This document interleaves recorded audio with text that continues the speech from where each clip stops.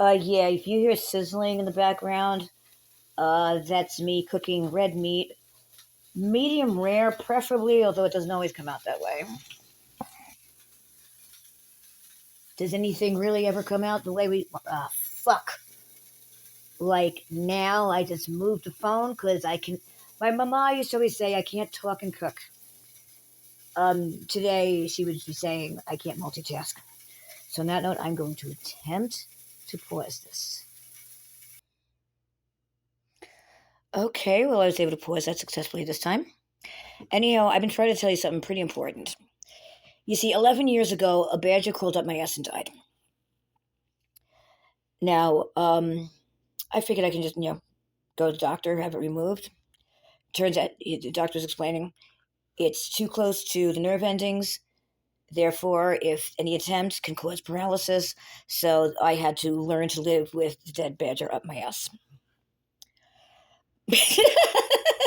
You'd be surprised not just how many people actually believe that full-heartedly with this petrified look on their face. It's the kind of people that believe this full-heartedly. Women. I don't know why. I'm not. I don't discriminate. Being a woman myself, I desperately seek the answer for that question. Why do they fall for it?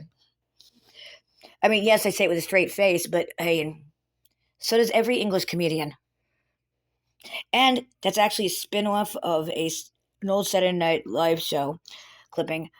Uh, it was a scene at the office, and this one guy's really cranky. And I said, why is he so cranky? Oh, a badger crawled up his ass and died. And then the next scene turns out a badger really did crawl up his ass and died, and you see the ambulance coming and take him out of the stretcher. So, anyhow, I had to go in though, didn't I? Anyhow, I'm going to pause this again because I do want to tell you something important, but too important to attempt to multitask. Okay. I left you a message about this before, but that was before I discovered the power of black videos. The view count tells me whether you paid attention or not.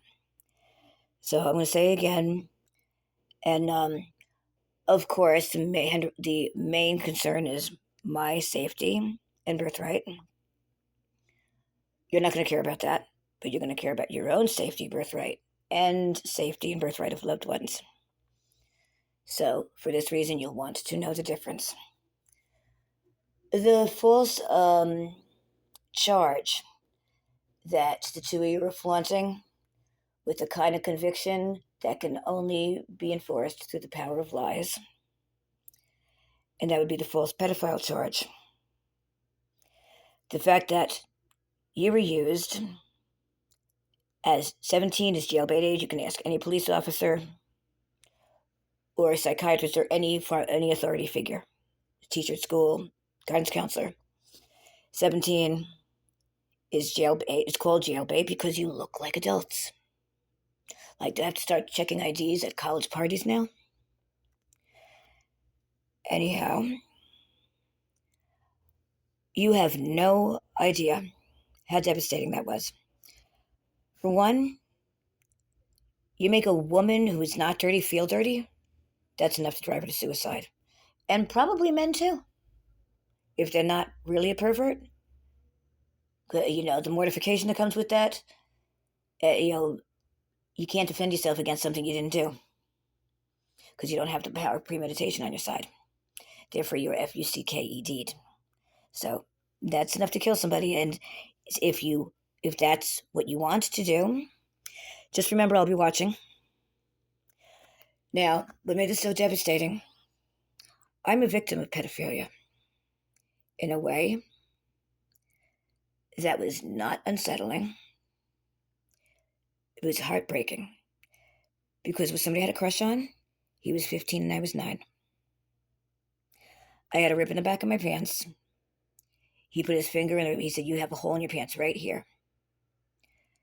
And I was hoping he would do it again. I had a crush on him. And then after I became sexually active, this was at 12, 13. I think I was just going on 13. I was hoping to see him again because now I'm of age. Now I know what that was. Now I know how to handle it. He doesn't live upstate anymore. He doesn't live near Eldred anymore. Why? He was staying in foster homes, and he was caught touching a little girl named Sunshine. She was 3 at the time. It devastated me and broke my heart. To this day, although I should feel hate, instead I still feel devastated and heartbroken. And that's especially something to be aware of. You're going to be what you're going to be from the day you're born. If you're homosexual, if you're a cougar, which is not First of all, I have a silly question. The 4-footed cougar variety, are the females called cougaresses in the Wild Kingdom? Are they called cougarettes in the Wild Kingdom? No? So are you saying that there is such a thing as male cougars? Interesting. Know the difference? In the 1950s, that was a very, very sexually repressed society. My uncle, at the tender age of 4, was making out and feeling up a girl who looks like Shirley Temple, and they were doing this in the front pew. The pastor had to stop the sermon and separate the two of them. About a year or 2 later, he was approached by a 15-year-old girl who at the time had the reputation of being a nymphomaniac. That's that's a phrase that's really not used today, because although it's going back to a repressed society like it was in the 50s, we're not there yet. Anyhow, he was approached by a 15-year-old girl. He told me how far they went and why. She was not a pedophile. And she didn't think that she was safe because he was a little boy and no one would believe him. No, not 99. Rather, she knew he would understand her enough to keep a secret. There's a difference. And my uncle shared the secret with me for the same reason. And my uncle, he was this repetitive narc. He narked in his sleep. You could not trust my Uncle Paul with any secret. There's only 2 secrets he keeps. That one, and my turning him on to cocaine, and where I got it from, is a secret he keeps to this day. I was 13, and he was like, man, I wish I had some coke. I was like, I promise you won't tell. Uncle Jerry was an uncle through extended family. He's like, oh, shit. And first we were having a good time, and then he calls his ex-girlfriend and winds up on the phone with her for 4 hours. And that's part of the secret. So now you are the only one besides my Uncle Paul and myself that even know these secrets. So learn to recognize the difference. Okay, there's other things I want to say, but I don't remember at the moment, so I think I'm getting this pause down to a science. Well, thank God for paws. As in cat paws, puppy paws. And when you have a paw instead of an opposable thumb, you get no nachos. Anyhow, here's the most importante. Evil does not discriminate. Believe it or not, even pedophilia, what we would all think has something to do with age. And I would be believing that too if it wasn't for my experience. That has nothing to do with age. That's not the first young man I met that was like that. There's this other guy that both Cookie and I had a crush on. He went for Cookie, the one who was married, not the one who was single. And, of course, I tolerated it because anything to get her to break up with Pat.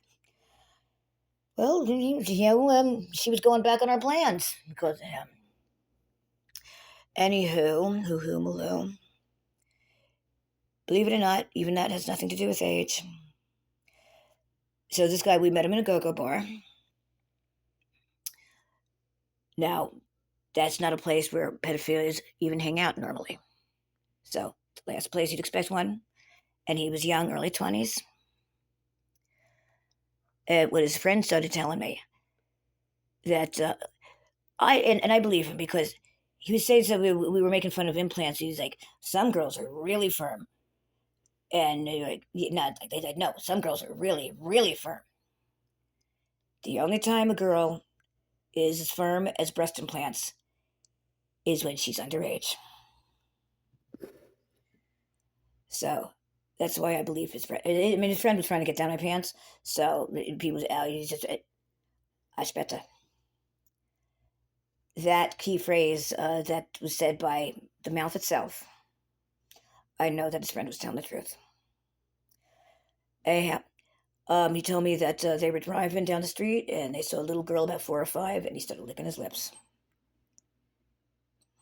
So you see, it has nothing to do with age. Evil knows no boundaries. Evil does not discriminate. The only thing that can triumph over evil is stupidity, when it comes to the cause of destruction, anyway. That's why I'm telling you this.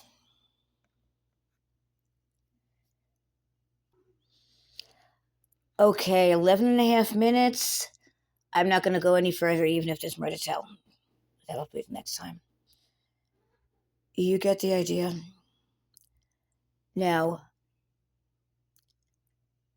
I hope the day comes sooner or later, the day that you stick up for yourself. You can't stick up for yourself without sticking up for me. You can't stick up for me without sticking up for yourself. I hope that happens soon, because I want to see you.